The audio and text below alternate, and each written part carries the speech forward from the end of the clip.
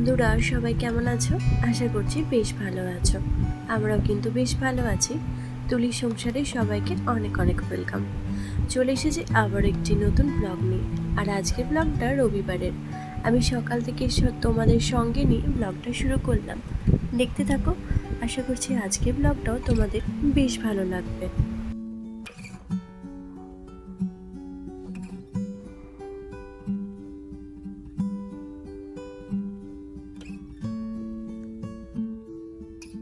সকালবেলা ঘুম থেকে উঠে ইন্দুসোনাকে একটু পড়তে বসিয়েছি। আসলে এই রবিবার দিনটা ও কিন্তু অনেকটা বেলাতে ঘুম থেকে ওঠে, মোটামুটি 8টা সাড়ে 8টা।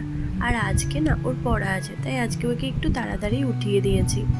রবিবার যেহেতু প্রত্যেক রবিবারেতেই পড়া থাকে, তাই ও কিন্তু রবিবার সকালটা বাড়িতে খুব একটা পড়ে না। আর ওই মোটামুটি ওই 10টা থেকে ওর পড়তে যাওয়াটা থাকে, ও ওই 8টা সাড়ে 8টা থেকে ঘুম থেকে ওঠে, কারণ রবিবারটা চায় একটু রিল্যাক্সে থাকতে। আর আমিও খুব একটা জোর করি না, চাই সপ্তাহে একটা দিন ও একটু ঘুমাক, তাই ওকে খুব একটা ঘুম থেকে তুলি না। কিন্তু আজকে ও নিজেই উঠে পড়েছে, কারণ আজকে ওর ম্যামের অনেক হোমওয়ার্ক আছে, আর সঙ্গে গানেরও রেওয়াজ করতে হবে, কারণ সামনের মাসে গানেরও এক্সাম আছে। আর সেই জন্য ও একটু ঘুম থেকে নিজেই তাড়াতাড়ি উঠে পড়েছে। আর তাড়াতাড়ি যখন উঠেই পড়েছে, আমি ভাবলাম যে বিছানাটাও একবারের সঙ্গে সঙ্গে গুছিয়ে নিই, নাহলে সেই সারাদিন বিছানাটা পড়ে থাকবে, মানে অনেকটা বেলা পর্যন্ত বিছানাটা পড়ে থাকে। আর যেহেতু বিনিশোনাও উঠে পড়েছে, তাই আর কোনো সমস্যা নেই। তাহলে জানো তো, আমার ঘুম থেকে উঠে আমি ভীষণ তাড়াতাড়ি, আর মানে সংসারে এমনি কাজকর্ম মোটামুটি হয়ে যায়, কিন্তু এই বিছানা তোলাটা অনেকটা দেরিতে হয়। তার একটাই সমস্যা হচ্ছে, আমার বিনিশোনার ঘুমের উপর নির্ভর করে। যখন দেখি ও খুব তাড়াতাড়ি ঘুম থেকে উঠে পড়েছে, তখন আমিও তাড়াতাড়ি বিছানাটা গুছিয়ে নিই। আর যখন দেখি ও অনেকটা দেরি করে, তখন আমারও বিছানাটা গোছাতে দেরি হয়ে যায়। এর কারণ হচ্ছে আমিও রান্নাঘরে ঢুকে পড়ি, আর রান্নাঘরে ঢুকে পড়লে তখন একটু বেরাতে অসুবিধাই হয়। আর এখানে দেখো বিছানাটা সুন্দর করে গুছিয়ে নিয়েছি, একদম টান টান করে। তো এরপর সুন্দরভাবে বেড কভারটা মানে পেতে নিয়েছি। এরপর যে বালিশগুলো রেখে দেবো, তাহলেই মোটামুটি হয়ে যাবে।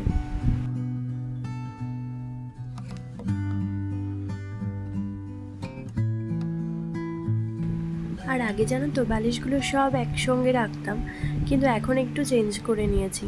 ওই দুটো বালিশ সামনে রাখি, সঙ্গে দুটো পাশ বালিশ। আর যে বালিশগুলো মানে বিনিশোনার বালিশ আর ইন্দুর, এই বালিশগুলো আমি অন্য জায়গায় রেখে দিই। একটা লকারের মতো আছে, তো সেই জায়গাটাতে রেখে দিই। একটা আছে ইন্দুর আর বিনিশোনার জামা প্যান্ট থাকে, আর একটা পুরো ফাঁকাই আছে। তো ওর মধ্যে বিছানা গুছিয়ে রেখে দিই, ওখানে কিন্তু বেশ ভালোই থাকে। আর বিছানার মধ্যে সমস্ত জিনিস একসঙ্গে রাখলে না একটু কেমন মানে বাজে দেখতে লাগে। তো ওটা অনেক দিন ধরেই রাখতাম, কিন্তু এখন ওটা চেঞ্জ করে নিয়েছি। আর এরই মধ্যে তোমাদের দাদা গিয়েছিল বাজারে, আর সঙ্গেও কিন্তু অনেক রকমের মাছ নিয়ে এসেছে আজকে।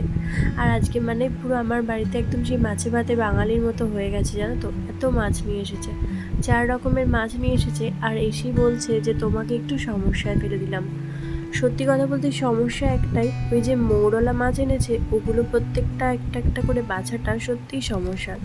সঙ্গে চিংড়ি মাছগুলো আছে, ওগুলোও কিন্তু আমাকে বেছে ধুয়ে পরিষ্কার করে রাখতে হবে। তো একা মানুষের পক্ষে এতটা মাছ বাছা সত্যি একটু সমস্যার, কিন্তু কি আর করব, মাঝে মাঝে তো খেতেও ইচ্ছা করে। আর সেই জন্য মাঝে মাঝে এই মাছগুলো আনতেও বলি, যদিও আমি আজকে আনতে বলিনি, ও নিজেই নিয়ে এসেছিল।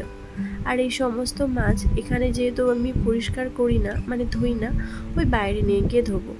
আর এই যে দেখো, এখানে মাছগুলো সব ধোয়া হয়ে গেছে। এখানে কাতলা মাছ আর ইলিশ মাছ আছে, আর সঙ্গে চিংড়ি আর এই মৌরলা। আরও একটা কথা, যে এই মাছগুলো সব কিন্তু আমার যে কাজের মেয়ে আছে সেই বেছে দিয়েছে। চিংড়ি মাছগুলো আমি কেটেছি, বাদবাকি সমস্ত মাছ এই যে মোরলা মাছগুলো ধুয়ে দিয়েছে, সঙ্গে সমস্ত মাছ ধুয়ে বেছে একদম পরিষ্কার করে দিয়েছে। তো এইরকম কাজের লোক সত্যি বেশ ভালো, মানে প্রত্যেকটা মাছ এত সুন্দরভাবে বেছে দিয়েছে, খুব ভালো লাগছে। এগুলো শুধু আমি জাস্ট কৌটোতে ভরে দেবো। আর এরই মাঝখানে ইন্দু সোনাকে মানে পড়তে বসিয়েছিলাম, আর ওর এখন তাড়াহুড়ো পড়ে গেছে যে ওর পড়তে যাওয়া আছে। তো আমি বেড কভারটা এই ঘরে মানে বিছানাটা তুলছিলাম, পরিষ্কার করছিলাম, তো তার মাঝখানে ও এসে পড়তে বসে পড়েছে। আসলে কি, আমাদের যে কাজের মেয়ে আছে সে চলে এসেছে, সেই জন্য চলে এসেছিলো ঘর মুছবে বলে। আমি ওকে বললাম যে তাড়াতাড়ি এই বিছানাতেই উঠে একবার বসতে। তো তখন ও বসে ও ম্যামের হোমওয়ার্ক করছিল। আর এরই মাঝখানে দেরি হয়ে যাচ্ছে বলে আমি ওকে খাইয়ে দিচ্ছিলাম, নাহলে কিন্তু ওকে কখনো খাওয়াতে হয় না মানে ও পছন্দ করে না ওকে খাওয়ানোর। ও বলে যে তুমি খুব আস্তে আস্তে আমাকে খাওয়াও, ও একটু তাড়াতাড়ি খায়। তো অন্য সময় অনেক সময় টিভি দেখে খায় যখন, তখন আলাদা, আর অন্য সময় যখন তাড়াহুড়ো থাকে তখন কিন্তু নিচে খুব তাড়াতাড়ি খায়। তো সেই জন্য আমাকে মাঝে মধ্যে বলে যে তুমি অনেক দেরিতে খাওয়াও, আবার মাঝে মাঝে বলে তুমি তাড়াতাড়ি খাওয়াও। আর আমি ওই জন্য ওকে খাওয়াই না। আর সঙ্গে বিনিশোনাকেও কিন্তু খাওয়ানোর খুব একটা প্রয়োজন পড়ে না, দিদির দিকে থেকে ও নিচে কিন্তু বেশ ভালো খেতে পারে।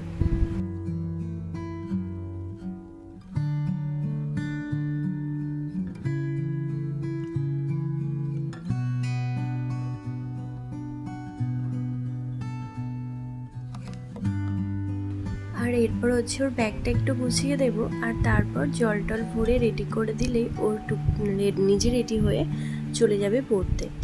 আর এরপর ও পড়তে যাওয়ার পর আমি চলে এসেছি আবার আমার কাজে।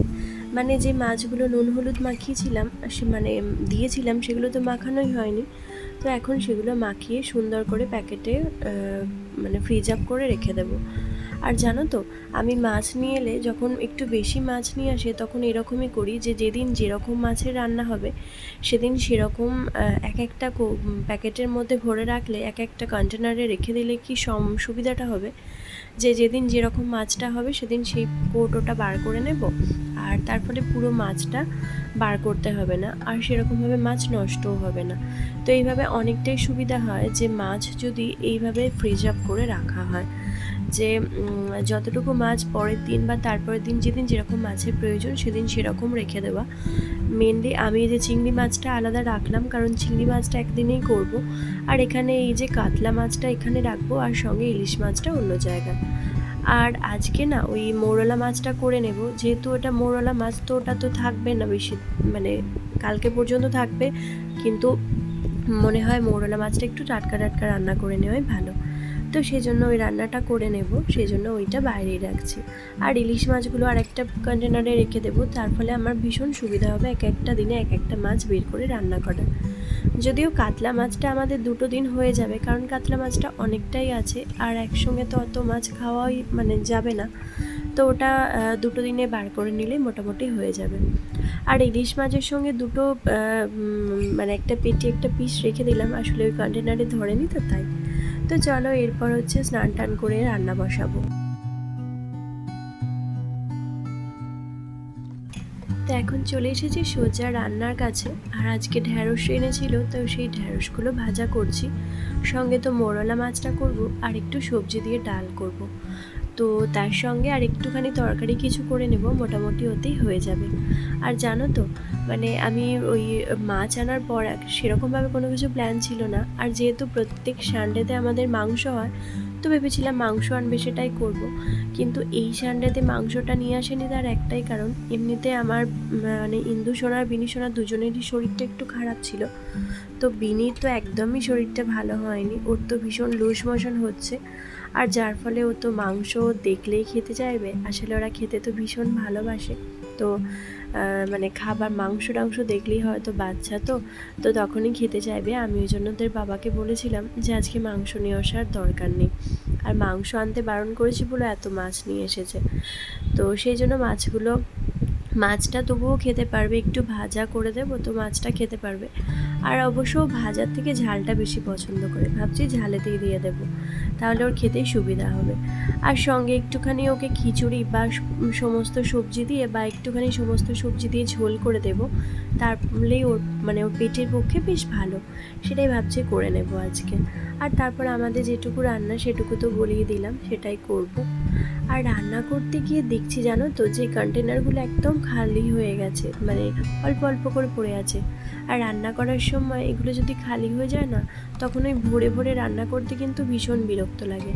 তো ঢ্যাঁড়স ভাজাটা বসিয়ে দিয়ে আমি ভাবলাম এই কন্টেনারগুলো আগে ভরে নিই, যেগুলো আমার মানে খুবই প্রয়োজনীয়, এগুলো এক্ষুনি আমার দরকার। আর না ভর্তি থাকলে ওই একবার করে নেওয়া ভরা এরকম করতে বিরক্ত লাগবে, তাই সবগুলোই একসঙ্গে একটু করে যে সমস্ত জিনিসগুলো দরকার সেগুলো সব ভরে নিলাম।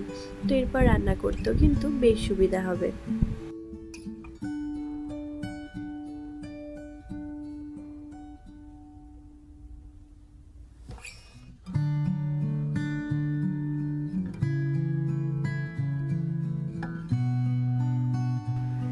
তো আমি নুনদানিটা তো কিনেছিলাম বেশ অনেক দিনই। আরও একটা নুনদানি আমি দেখেছি জানো তো, মানে একদিন বাজারে বেরিয়েছিলাম তো তখন সেই নুনদানিটা দেখেছি, আর দেখে আমার ভীষণ ভালো লেগেছিলো। কিন্তু সেই দিনে না অনেকগুলো জিনিস কিনেছিলাম, আর তারপর না আমার কাছে টাকা ছিল না, আর সেই জন্য ওই নুনদানিটা আমি আর কিনতে পারিনি। তো দেখে এসেছি, আর আমি বলেও এসেছি যে এই জিনিসটা আমি নিয়ে যাব। আর এখানে দেখো মৌরলা মাছগুলো সবই ভাজা হয়ে গেছে, আর সেগুলো দিয়ে এখন ঝাল করে নিচ্ছি। আর জানো তো, মৌরলা মাছ আমি এই ফ্রাই প্যানেতেই ভেজে করি, এতে না খুব সুন্দর ভাজা যায়। আর কড়াইতে ভাজতে গেলেই চিটিয়ে একটু একটু করে লেগে যায়।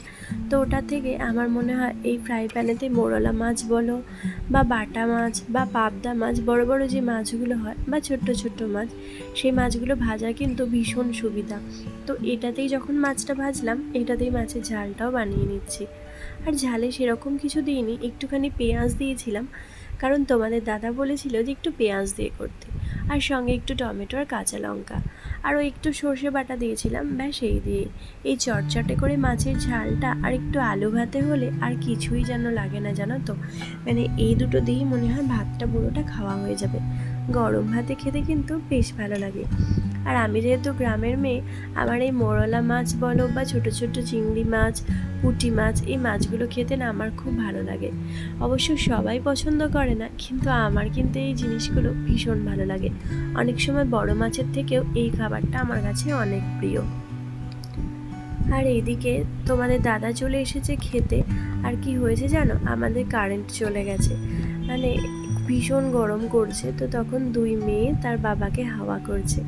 আমি ভাবলাম এটাও একটু ক্যামেরা বন্দি করে রেখে দিই, বড় হলে ওদেরকে দেখাবো যে তোরা কতটা মানে ভালো ছিলিস, সঙ্গে দুষ্টুও ছিলিস। সেই জন্য এই জিনিসটা রেখে দিলাম। আর জানো তো, এগুলো এক একটা স্মৃতি। এই জিনিসগুলো সত্যি জীবনের স্মৃতি হয়ে থেকে যাবে। বড় হলে হয়তো এতটা মানে সরল সাদাসিধে থাকবে না কি জানি না, কিন্তু এই জিনিসগুলো ওদেরকে দেখাতে পারবো, তাতে ওরা কিন্তু পরেও মোটিভেট হতে পারে।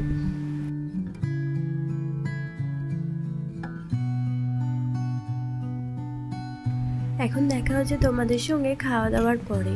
আসলে আমাদের লোডশেডিং হয়ে গিয়েছিল, তো তারপর অনেকক্ষণ বসেছিলাম। তখন এমনি চুপচাপ বসেছিলাম, আর কিছুক্ষণ পর তারপর কারেন্টটা এসেছিল। কিছুক্ষণ বলতে অনেকক্ষণ পর, জানো তো, ওই যে তোমাদের দাদা খেতে এসেছিল, খেতে আসার বেশ অনেকটা পর তারপর কারেন্টটা এলো। মানে মেয়েদের খাওয়া হয়ে গিয়েছিল, আমি আর তোমাদের দাদা তখন শেষে খেয়েছিলাম। তো তখনই কারেন্টটা চলে গিয়েছিল। আর এই যে এখন দেখা হচ্ছে একদম বিকেলবেলায়, জামা কাপড়গুলো একটু ভাঁজ করে নিচ্ছি। আসলে অনেকগুলো বেড কভার এটা ওটা কাচা হয়েছিল, মানে কালকে কাচা হয়নি, কালকে আমার কাজের দিদি আসেনি বলে কাচা হয়নি। তো আজকে সমস্ত কিছু কেচে দিয়েছে। আর এই বেড কভারটাও একটা ওই ঘরের আছে আর একটা এই ঘরের। আজকে ওই ঘরে বেড কভারটা তুলে দিয়েছিলাম, ঘরটা একটু পরিষ্কার করছিলাম, তো তখন মানে সেরকম কিছু পরিষ্কার না, বেড কভারটা একটু নোংরা হয়েছিল বলে আমি তুলে দিয়েছি সেই জন্য। আর ওই আসলে সব থেকে কথা হচ্ছে, বেড কভার নোংরা হওয়াটা হচ্ছে আমার বিনিশোনা না ওখানে কিছু খাবার টাবার ফেলে দিয়েছিল, তো যদি পিঁপড়ে ধরে সেই জন্য বেড কভারটা তুলে দিয়েছিলাম। আর সেগুলোই সমস্ত কেচে দিয়েছে, আর সেগুলি এখন ভাঁজ করে নিচ্ছি। আর তার সঙ্গে এমনিও আমার যে রেগুলার নাইটি যেগুলো থাকে সেই জিনিসগুলো আছে, তোমাদের দাদার পাঞ্জাবি, এই সমস্ত জিনিসগুলো, মানে অনেক জিনিস আজকে কাচা হয়েছিল, সেই সবগুলোই।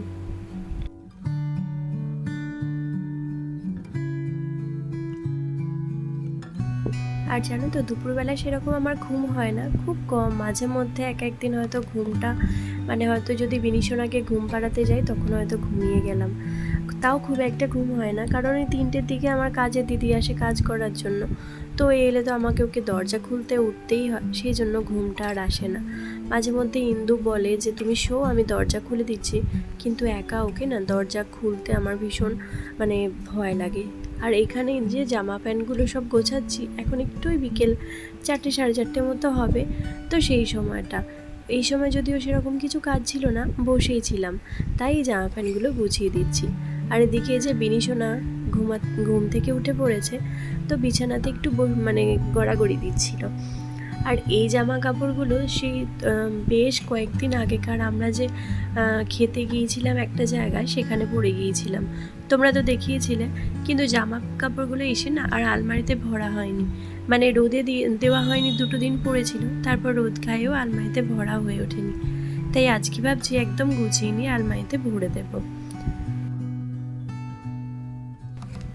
কারণ বাইরে যত পড়ে থাকবে ততই তো ধুলো খাবে, তার থেকে একটু আলমারিতে ভরে দেওয়াই ভালো। আসলে সবার শরীর টরীর খারাপ নিয়ে না একদমই সমস্ত কাজ টাজ করা হয়ে উঠছিল না, মানে সময় পাচ্ছিলাম না যে এত কিছু কাজ করব। আর সব থেকে বড় কথা, আমরা মায়েরা আমাদের নিজেদের শরীর খারাপের থেকেও বাচ্চাদের একটু শরীর খারাপ হলে সত্যি আমরা ভীষণ টেনশনে পড়ে যাই যে কী করে সেই শরীর খারাপটা সামলাবো। তো সেই নিয়ে আমার সেরকম কোনো কাজ হয়ে উঠছিল না। আর এখানে এই যে দেখো, আমি যে মানে সমস্ত জামা কাপড় এখানে দেখো গোছানো হয়ে গেছে, এবার এগুলো সমস্ত জায়গায় রেখে দেবো, আর রেখে দেওয়ার পরেই আমার ছুটি। তো চলো বন্ধুরা, আজকের মতো ব্লগটা এখানেই শেষ করছি। আমার ব্লগটা আজকের কেমন লাগলো অবশ্যই একটা কমেন্টের মাধ্যমে জানিও, আর ভালো লাগলে একটা লাইক করো। আর আমার চ্যানেলে যদি নতুন হও তাহলে সাবস্ক্রাইব করার অনুরোধ রইল। সবাই ভালো থেকো, সুস্থ থেকো, দেখা হবে খুব শীঘ্রই আবারও নতুন একটি ব্লগে।